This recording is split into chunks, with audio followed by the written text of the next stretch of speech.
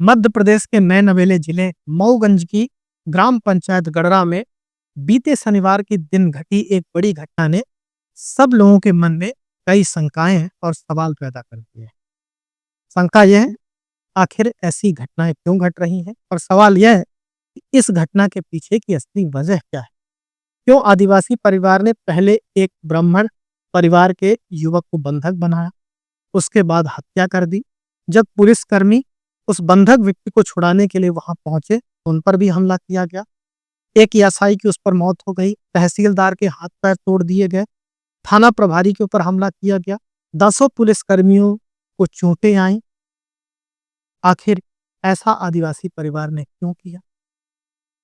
तो आज हम आपको यह पूरी घटना बताएंगे। यह भी बताएंगे कि यह जो पूरी घटना घटी है, इसके पीछे का बैकग्राउंड क्या है, क्या कारण रहे इस पूरी घटना के, और साथ ही साथ जो इस पर राजनीति धीरे धीरे अब रीवा और मऊगंज जिले में पैर पसारनी चालू कर चुकी है, उसके पीछे की असली वजह क्या है, यह भी हम आपको बताएंगे। तो सबसे पहले हम शुरुआत करते हैं इस पूरी घटना की पूरी कहानी से, जिसकी शुरुआत होती है बीते शनिवार यानी कि होली के ठीक एक दिन बाद।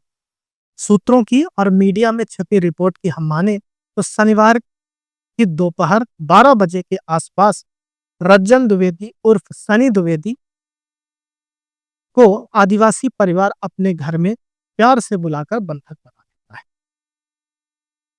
और इसी आदिवासी परिवार का एक व्यक्ति थाना प्रभारी को फोन लगाता है, जिसका नाम रजनीश है।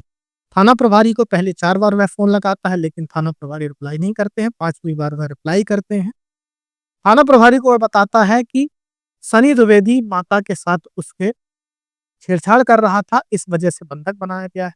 लेकिन जब बात आगे थाना प्रभारी उनसे करते हैं तो वह यह भी बताता है कि उनकी पिता की हत्या यानी अशोक कोल जिनका नाम है, उनकी पिता की हत्या की वजह सनी द्विवेदी है।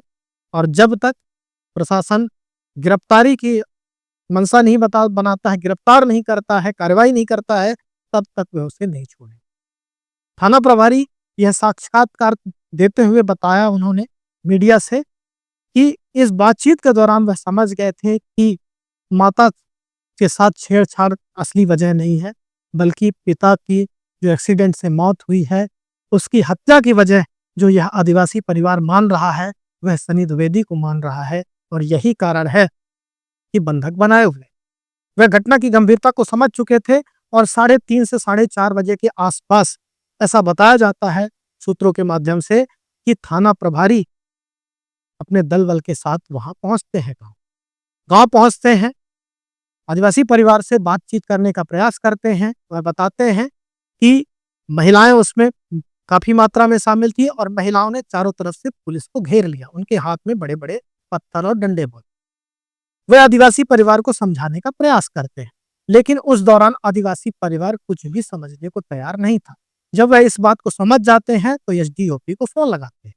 एसडीओपी को बताते हैं, एसडीओपी वहां से निकलती हैं और घटना स्थल तक पहुंचती हैं। एसडीओपी भी समझाने का प्रयास करती हैं, लेकिन इसी दौरान कई आदिवासी लोग और इकट्ठा हो जाते हैं और अचानक पुलिस दल पर हमला कर देते हैं। उस दौरान पुलिस दल वहां से किसी तरीके से जान बचा के भागता है। एसडीओपी सहित एक और जो महिला कर्मचारी थी, वह एक घर में छुप जाती है और किवाड़ा बंद कर लेती है। इसके बाद एसपी को सूचना दी जाती है। तमाम जिले का पुलिस बल दल बल के साथ वहां पहुंचता है, और यह घटना कितनी गंभीर थी वह थाना प्रभारी ने अपने साक्षात्कार में बताया है कि किस तरह से बर्बरता से पुलिसकर्मियों को पीटा जा रहा था। रामचरण पांडे जिस एएसआई की मौत हुई है, वह उसी दौरान जब हमला होता है पुलिस वालों के ऊपर तो वह भागते हैं। 500 मीटर दौड़ने के बाद आदिवासी वर्ग के युवक उनके ऊपर हमला करते हैं, उनकी पिटाई करते हैं और उनकी मौत हो जाती है। पुलिस दल वहां पहुंचता है। पुलिस दल फिर अंदर जाने के लिए और अपने इस डीओपी को छुड़ाने के लिए और जो युवक बंधक था उसे छुड़ाने के लिए बाकायदे फायरिंग करते हुए घर के अंदर प्रवेश करता है। पुलिसकर्मियों को छुड़ाया जाता है। जब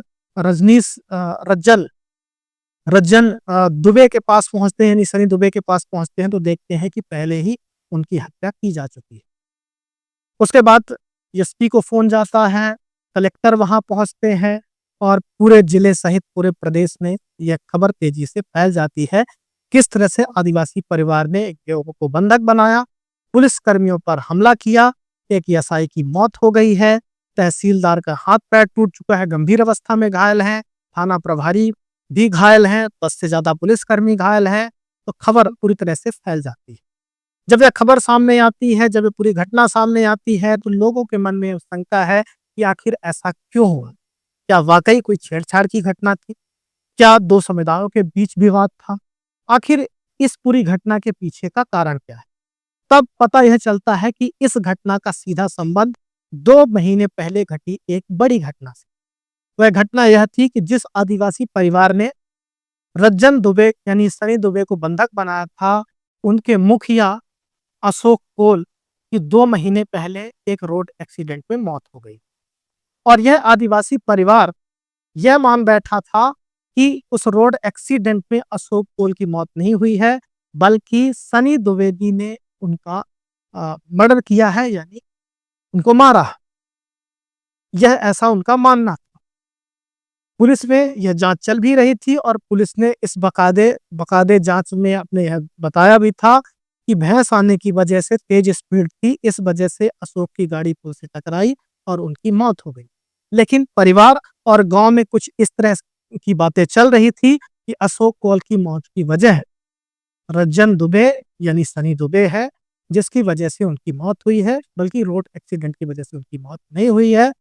और यही वजह थी कि इस खुन्नस की वजह से बकायदे होली का दिन चुना गया और होली के दिन बंधक बनाया गया।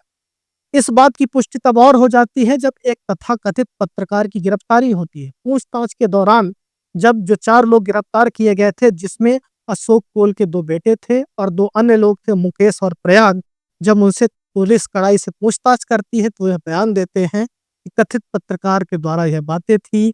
वीडियो भी बनाया गया था जिसमें सरपंच उपसरपंच भी मौजूद थे। तो कथित पत्रकार को भी गिरफ्तार किया जाता है, मोबाइल का वीडियो भी लिया जाता है और इनसे भी पूछताछ की जाती है। तो यह पता चलता है कि यह जो पूरी घटना घटी है, इसकी तैयारी बकायदे पहले की गई थी और खास तौर पर इस दिन को चुना गया था।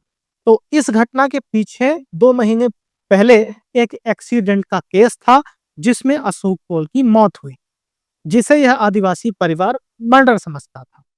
अब आखिर क्यों समझता था मर्डर? इसके पीछे का बैकग्राउंड यह है कि अशोक कोल जो पहले रज्जन दुबे यानी सनी दुबे के यहाँ अधिया में काम करते थे, लेकिन कुछ दिनों पहले उन्होंने ठीक रज्जन द्विवेदी के बगल वाले खेत को खरीदा था और रजिस्ट्री करवाने के लिए मऊगंज गए।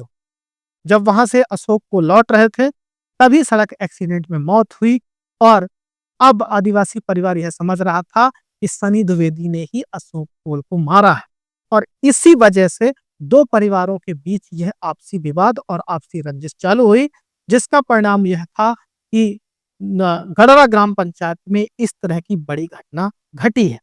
अब अगर हम पुलिस की पूरी कार्रवाई को देखें तो पुलिस पत्रकार सहित अशोक कोल के 2 बेटे सहित 2 अन्य आरोपी सहित लगभग 10 लोगों की गिरफ्तारी कर चुकी है, पूछताछ कर रही है।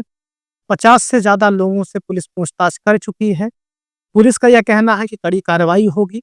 अगर हम शासन की बात करें तो मध्य प्रदेश के मुख्यमंत्री मोहन यादव ने कड़ी कार्रवाई का भरोसा दिलाया है। एएसआई रामचरण गौतम की मौत हुई है, उनकी राजकीय सम्मान से विदाई की गई, 1 करोड़ रुपए दिया गया, परिवार को नौकरी की बात कही गई। उसके साथ साथ जो तमाम पुलिसकर्मी घायल थे, तहसीलदार घायल हैं, उनसे बकायदे मध्य प्रदेश के डीजीपी से मिलने आए, परिवार से डीजीपी की मुलाकात हुई और उन्होंने भी कड़ी कार्रवाई का भरोसा दिया। बात अगर हम रीवा और मऊगंज जिले के नेताओं की करें तो मऊगंज के विधायक प्रदीप पटेल बकायदे प्रशासन के लोगों से भी अस्पताल मिलने गए और सनी द्विवेदी की अंत्येष्टि में भी शामिल हुए। उन्होंने कहा कि इस घटना का संबंध 2 महीने पुरानी घटना से बताया जाता है, लेकिन जब तक जांच रिपोर्ट सामने नहीं आती है तब तक खुलकर कुछ कहना ठीक नहीं होगा। जांच के बाद ही कोई प्रतिक्रिया दी जा सकती है। सोशल मीडिया की अगर हम बात करें तो यहाँ ब्राह्मण समाज के कई लोग इस पर कड़ी प्रतिक्रिया दे रहे हैं। सोशल मीडिया में जिस तरह से पोस्ट डाली जा रही हैं, वह इस तरह दिखा रही हैं कि 2 समुदायों के बीच यह विवाद है, लेकिन जो घटना समझ में आई है वह घटना यह बता रही है कि यह 2 व्यक्तियों के बीच, दो परिवारों के बीच आपसी रंजिश का परिणाम है। लेकिन सोशल मीडिया में अब रीवा और मऊगंज जिले के बीजेपी के ब्राह्मण नेताओं को बाकायदे टारगेट किया जा रहा है और यह पूछा जा रहा है कि डिप्टी सीएम से लेकर तमाम पदों तक यहाँ के नेता, ब्राह्मण नेता बैठे हुए हैं। एक ब्राह्मण युवक की हत्या आदिवासी परिवार द्वारा बंधक बनाकर की जाती है। आदिवासी परिवारों द्वारा बाकायदे पुलिसकर्मी, प्रशासन पर भी हमला किया जाता है। लेकिन एक भी ब्राह्मण नेता, चाहे जिस पर पद पर बैठा हो, जिस पार्टी का हो, वह कोई प्रतिक्रिया खुलकर नहीं दे रहा है। यह बातें भी सामने आई। अब मुख्यमंत्री की भी बात सामने आ गई है। बात करें ब्राह्मण नेताओं की, तो डिप्टी सीएम राजेश शुक्ल बाकायदे सनी दुबे के घर पहुंचे हैं। उन्होंने परिवार से मुलाकात की है, परिवार को सांत्वना दी है। बात करें प्रशासन की, तो प्रशासन अपने तरीके से त्वरित कार्रवाई में लगा हुआ है। अब हम बात करते हैं ब्राह्मण समाज जो आजकल संगठन है, उसकी प्रतिक्रिया की। तो ब्राह्मण संगठन ने बाकायदे 18 मार्च को, यानी कल, बंद का आह्वान उसने रीवा जिले के अंदर किया है। उसकी मांग है कि बुलडोजर कार्रवाई होनी चाहिए इन परिवारों के ऊपर जिन्होंने ऐसा काम किया है। साथ ही साथ फास्ट ट्रैक कोर्ट में कार्रवाई होनी चाहिए। और इसके साथ साथ कहना है कि जिस तरह से ब्राह्मण समुदाय के ऊपर हमले हो रहे हैं लगातार मध्य प्रदेश और विंध्य क्षेत्र के आसपास के जिलों में, यह बड़े गंभीर है और सरकार को इसकी गंभीरता को देखते हुए इस पर त्वरित कार्रवाई करनी चाहिए, अन्यथा ब्राह्मण समाज में वो उग्र आंदोलन करेगा। अब इसके पीछे की राजनीतिक फुसफुसाहट को अगर हम समझे, तो अगर हम रीवा और मऊगंज, यानी जो पुराना रीवा जिला था, रीवा संभाग था, उसके पूरे परिदृश्य को अगर हम समझे, रीवा और मऊगंज जिले के भौगोलिक क्षेत्र को, तो यहाँ ब्राह्मण और आदिवासी मतदाता प्रचुर मात्रा में है और यहाँ की राजनीति को बाकायदे वो प्रभावित करते हैं। तो राजनीतिक पार्टियां भले ही फ्रंट फुट नहीं आ रही हैं, लेकिन बैक फुट से कहीं न कहीं इस मुद्दे को हवा दे रही हैं और राजनेता बखूबी तरीके से इस बात को समझ रहा है। यही कारण है कि दोनों ही दल के कोई बड़े नेता इस पर कोई खुलकर प्रतिक्रिया नहीं दे रहे हैं। अब आप सबको इस पूरी घटना से समझकर यह तय करना है कि आखिर यह जो घटना थी, यह दो समुदायों के बीच की थी, क्या दो समुदायों के बीच ऐसा हुआ कि इस तरह की बड़ी घटना हुई, या दो परिवारों के बीच ऐसी बात हुई जिस तरह से इस तरह की घटनाएं घटी।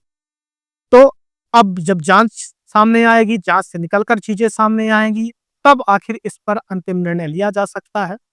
लेकिन यह भी समझने वाली बात होगी कि पुलिस पर जो लगातार हमले मध्य प्रदेश के अंदर हो रहे हैं, यह बड़ी चिंता का विषय है। पुलिस को अपना इकबाल कायम करना चाहिए। मध्य प्रदेश की मोहन यादव सरकार और पुलिस प्रशासन को इस तरीके की घटना को बड़ी संजीदा और बड़ी गंभीरता से लेना चाहिए कि इस तरह की घटनाएं ना घटे, जिससे न केवल परिवारों के बीच शंकाएं पैदा होती हैं, समाज के बीच शंकाएं पैदा होती हैं, एक बड़ी खाई पैदा होती है, बल्कि जो रक्षक हैं, अगर उन्हीं के ऊपर हमले होते हैं, तो जो रक्षक को रक्षक समझते हैं, वह अपने आप को सुरक्षित कैसे महसूस करें। तो इस पूरी खबर पर आपका क्या कहना है, कमेंट बॉक्स पर जरूर लिखें और खबरिया को लाइक और सब्सक्राइब करते रहें।